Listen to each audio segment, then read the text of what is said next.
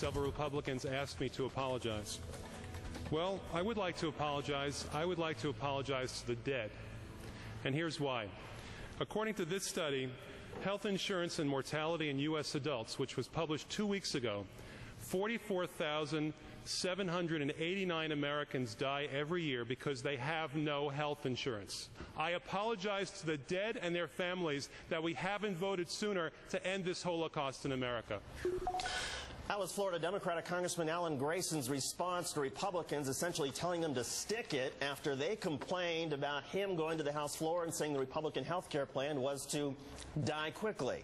Today, more fireworks over the growing Grayson controversy. Georgia Republican Congressman Tom Price is calling for a resolution of disapproval against Grayson. And House Republican leader John Boehner had this to say. I think it's time for Democrat leaders and the Speaker of the House herself to rein in some of the rhetoric that she decried just several weeks ago.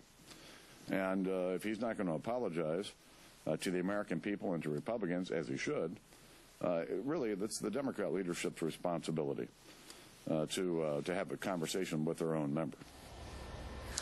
Joining us now to talk about all this, Florida Democratic Congressman Alan Grayson. He is with us from Orlando. And Congressman, first of all, your reaction to the Republicans who want some sort of admonishment or formal censure of what you said.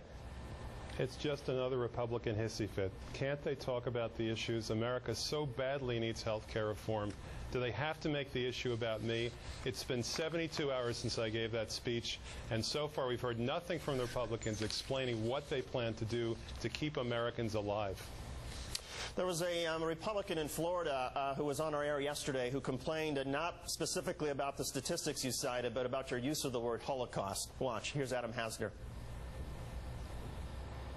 To compare America's healthcare system to the systematic murdering of 6 million Jews and millions of others, it is outrageous, and Congressman Grayson should go back to the floor and apologize for those offensive remarks. Congressman, your reaction to that, was it a poor choice of words? I think that I could have used different words. I could have, for instance, said that this was the disaster for America. I could have said that the fact that 1 million people have lost their lives since I was born unnecessarily simply because they didn't have health insurance in America is a tragedy.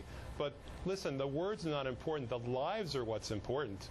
That's what matters here. Can't we talk about that, or do we have to continue to see the Republicans manufacture indignation in lieu of policy?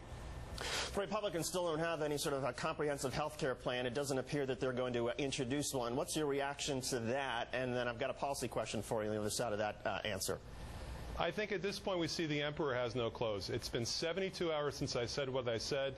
They've got nothing.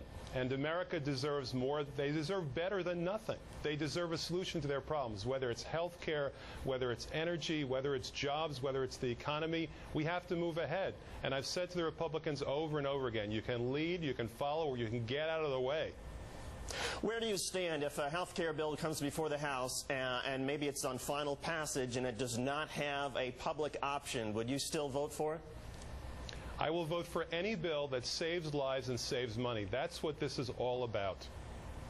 Finally, Congressman, I want to get your reaction to another issue Republicans have been weighing in on today, and that's the big news with the Olympics. We hear a number of Republicans almost celebrating the fact that the International Olympic Committee decided not to give it to Chicago and celebrating that the president was humiliated, according to Republicans. You described Republicans the other night as Neanderthals. Does that also apply to your view of how they're handling this story?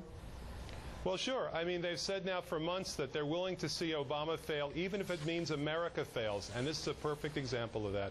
America lost its bid for the Olympics, and the Republicans are celebrating. Isn't that great?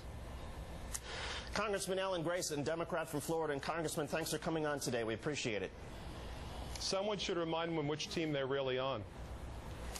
I have a feeling that they've heard that pretty loudly and clearly from you today, Congressman. Thanks for coming on today. You. And Alex, you know, it's alwaes good having a guest who speaks his mind. I'm